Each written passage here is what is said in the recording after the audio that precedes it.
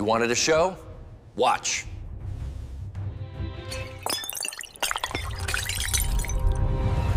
I'm Marcus, 32, married to Celia for 5 years. To everyone, I'm the invisible office administrator who got lucky marrying above his station. Average everything. I work at an accounting firm in Brooklyn, pushing papers, scheduling meetings, keeping the coffee stocked. Most days, I'm the guy people walk past without a second glance. The invisible man in khakis who shows up at 9, eats lunch at his desk, heads home by 6. That's exactly how Celia sees me, too. Actually, she doesn't really see me at all. To her, I'm like furniture she keeps meaning to replace. I pick up her dry cleaning, pay bills, never complain when she changes plans last minute. We met 6 years ago at a coffee shop in Park Slope. She was arguing with the barista about her latte, and I smoothed things over. Paid for her drink, made her smile. She was gorgeous, way out of my league. The first year was good. She made me feel like I mattered. But somewhere along the way, that changed. She started making little comments. Marcus is fine with whatever we decide. Don't worry about Marcus. Marcus is more of a practical choice. Her parents made it crystal clear I wasn't what they had in mind. Warren drives a BMW, wears suits that cost more than my rent, looks at me like I'm something stuck to his shoe. Lorraine has that fake, sweet smile that says, bless your heart, but means, you poor, pathetic thing. During family dinners, they'd talk about Celia's future like I wasn't there. When you finally settle down with the right person. They had this fantasy where I'd disappear, and she'd end up with some lawyer or doctor. Celia never defended me. Sometimes I'd catch her nodding along like she was planning her exit strategy. When I tried talking to her about it, she'd brush it off. They don't mean anything by it, Marcus. You're being too sensitive. So I learned to keep quiet, smile during family gatherings, laugh when her friends made jokes about us being an unlikely couple. But here's the thing about being invisible. People forget you're listening. They get comfortable saying things they shouldn't. After 5 years of being treated like furniture, I'd heard and seen a lot. 3 weeks before her birthday, Warren cornered me in our kitchen during planning. We're thinking the Sky Terrace at the Mandarin Oriental, he said, not looking up from his phone. Lorraine's talked to the event coordinator. Perfect for what we have in mind. $3,000 just to reserve the space before food and drinks. Meanwhile, I'm clipping coupons. For 2 weeks, I watched them plan like a political campaign. Lorraine had spreadsheets with guest lists by importance. A-listers, city council members, entrepreneurs, old family friends. B-list, Celia's successful college friends, co-workers, relatives with money. I didn't make the C-list. Just Marcus, husband, with a question mark. The guest list grew to 300. I recognized maybe 30 names. But Celia was in her element, calling everyone, posting Instagram teasers, acting like this was the social event of the century. Marcus should wear navy instead of black, Lorraine said during planning. Don't want anyone mistaking him for waitstaff. I was sitting right there. Celia nodded along, already looking for the perfect navy suit so I wouldn't embarrass her family. The suit shopping was hell. 4 stores in Manhattan, each more expensive than the last. Finally, Celia found something appropriate. Not handsome or stylish. Appropriate, like furniture matching curtains. While she planned her party, I had preparations too. Celia wanted a Hermes Birkin bag, $42,000. I spent 3 paychecks and drained my emergency fund. The sales associate looked at me like I was paying with Monopoly money, but I had reasons beyond making my wife happy. The invitations went out on fancy cardstock. Warren and Lorraine Montgomery request the pleasure of your company. My name, nowhere on them. Just the Montgomerys throwing a party for their daughter, with her husband as unnamed +1. The night of the party, I adjusted that navy tie for the 10th time. Felt like wearing a costume, the acceptable husband dressed so nobody would mistake me for help. Celia emerged looking stunning in gold, hair in an expensive updo, flawless makeup. You look beautiful, I said. She barely glanced at me. Thanks, you look fine. The Sky Terrace was everything Warren promised. Floor-to-ceiling windows, panoramic Manhattan views, white orchids, crystal chandeliers, china that cost more per plate than my daily wage. I recognized society page faces, politicians, business leaders. This wasn't a birthday party. It was networking disguised as celebration. For an hour, I played my part perfectly, smiled through introductions I'd forget, made small talk, laughed at unfunny jokes. Heard whispered conversations. That's Celia's husband. What does he do? Something with paperwork? She could do so much better. By 9 o'clock, Warren called for attention. "Thank you all for celebrating our beautiful daughter's 30th birthday." Celia glowed, making her way to the microphone. "Thank you for being here, all the people who matter most to me." She didn't look my direction. Before we get sentimental, I thought we could have fun. I put together a slideshow of memories. The lights dimmed, projector screen lowered. I was pushed to the back as everyone gathered closer. It started innocently. Baby pictures getting awes, elementary school pigtails, middle school awkwardness, high school glamour, then college sorority parties, spring break trips, graduation with beaming parents, Italy study abroad, first job professional headshots. The crowd ate it up, calling out memories. Celia was glowing. And now, let's talk about my current situation. My photo appeared. A terrible candid where I looked defeated. Underneath, in giant letters, impotent failure, high school dropout. Low income, now single. The laughter exploded. Real, vicious laughter. People pointing at the screen, at me, doubling over. Margaret Shun, a city councilwoman, slapping her knee. "Oh, honey, look at this poor thing," David Morrison shouted. "Where'd you find this guy? A homeless shelter?" More howls. People I'd never met were joining in, phones coming out, recording videos. Celia ate it up like hosting comedy. "I felt bad for him too, but someone has to take care of the strays, right?" a sorority sister yelled. "Girl, you're a saint! The best part is he actually thinks this is a real marriage." He puts on that little suit every morning thinking he's a real husband.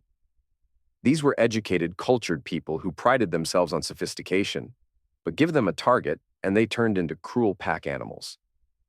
"Marcus, sweetie, come up here. Don't be shy." Hundreds of eyes waiting to see what the pathetic husband would do. Slow, sarcastic clapping. "Speech! Speech!" My phone felt warm. 3 taps would change everything. But first, I memorized this moment, these faces. Jennifer Walsh, the lifestyle blogger recording for Instagram. Robert Kane, the investment advisor, doubled over laughing. Dr. Patricia Vance, the therapist, applauding like destroying dignity was entertainment. Celia caught my eye and winked, like we were sharing a joke instead of her destroying my reputation. That's when I smiled and said, "Begin." The screen went black. Laughter died as people looked around confused. Celia tapped the microphone, annoyed when things didn't go according to plan. Then the screen flickered back with new words. Live broadcast, the truth behind the smile. 1,042,312 viewers and counting. Gasps rippled through the crowd. People frantically pulled out phones trying to figure out what was happening. Comments scrolled, "Holy crap. Is this really happening? Marcus, we're with you, brother. These people are about to get wrecked." My real face appeared with actual credentials. Marcus Grant, Real Talk Healing, licensed trauma recovery coach. Founder silent, no more foundation. The silence was deafening. 300 people staring like they couldn't process what they were seeing. "What is this?" Celia whispered. She spun around looking at the screen, then at me, then back. "Let me explain," I said, my voice carrying perfectly without a microphone. 5 years of public speaking experience. Everyone here thinks they know Marcus Grant. Quiet husband, the pushover. But Marcus Grant is the face behind Real Talk Healing, a YouTube channel with 2.3 million subscribers who know me as the guy who helps people recognize emotional misuse and escape toxic relationships. Comments exploded. "Yes, Marcus, tell them. We've been waiting for this. This is the best revenge ever. When you spend 5 years being treated like you're invisible, you pick up conversations people think you can't hear. And when you're a trauma recovery specialist who understands documentation importance, you preserve those conversations." I tapped my screen, an audio player interface appeared. This first recording was captured 8 months ago during one of Celia's regular calls with her mother. Celia's voice filled the terrace crystal clear. "I don't know how much longer I can keep this up, Mom. He's just so pathetic." He actually thinks this is a real marriage. Lorraine's laugh was unmistakable. Think of it as community service.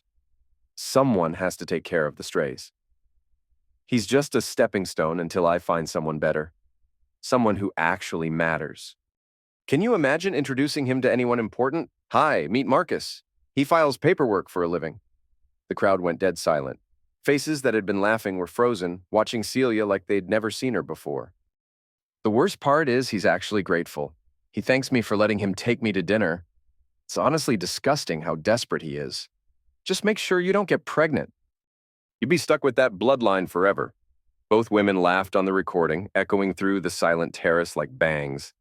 I loaded the second file. This is Warren and his golf buddies 3 months ago in our living room. Warren's slurred voice boomed. The boy's useful, picks up dry cleaning, handles boring husband duties, never complains. But watching him try to fit in with real men is like watching a chihuahua try to run with wolves. Celia knows she's slumming it. Better a placeholder than being alone, right? Robert Kane chimed in. How long you think she'll keep him? Until something better comes along. Could be next month. Could be next year. The minute she finds a real man with real money, little Marcus gets his walking papers. Warren's face melted from confident to panicked as his own words played back. This last one convinced me it was time to stop being useful. Celia's voice filled the space again, but talking to someone else whose voice would be very familiar. Marco, baby, I miss you so much. The gasp was audible. Marco Restrepo, Warren's business partner's son. I can't wait to be done with this charade. The birthday party is going to be perfect.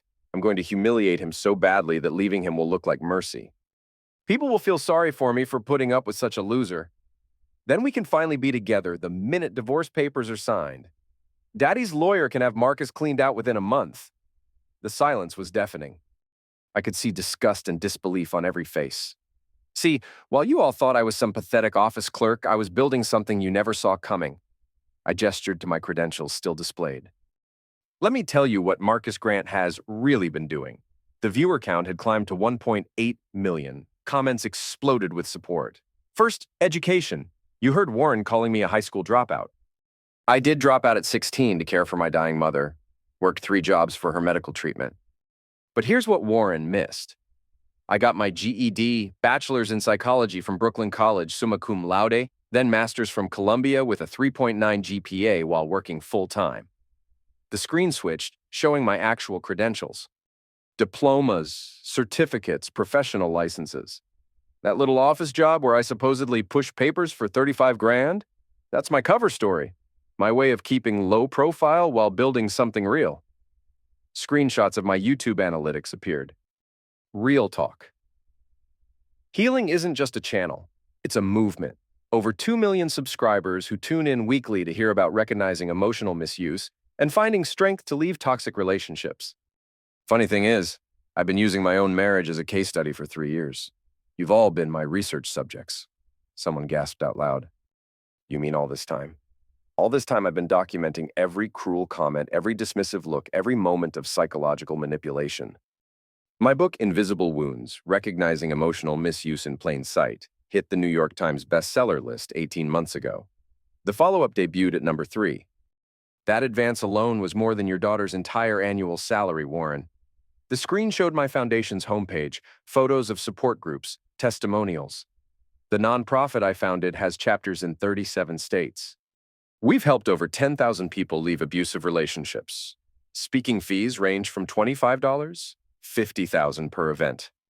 Last month I spoke at Harvard Medical School, the American Psychological Association conference, and corporate training for Google. Celia found her voice. This is impossible. You can't. I would have known. Would you? When exactly would you have found out, Celia?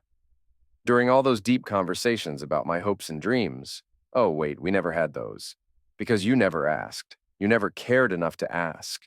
I pointed around the room. Felix Martinez, my technical director, is at table 12. He set up tonight's broadcast equipment. Wave hello, Felix. A young man in server uniform raised his hand and grinned. The crowd stared like he was alien. Leah Thompson, my business manager who runs my foundation day to day, is by the bar. She's been serving drinks all night, listening to you trash talk her boss. A woman in catering attire stepped forward with a mock curtsy.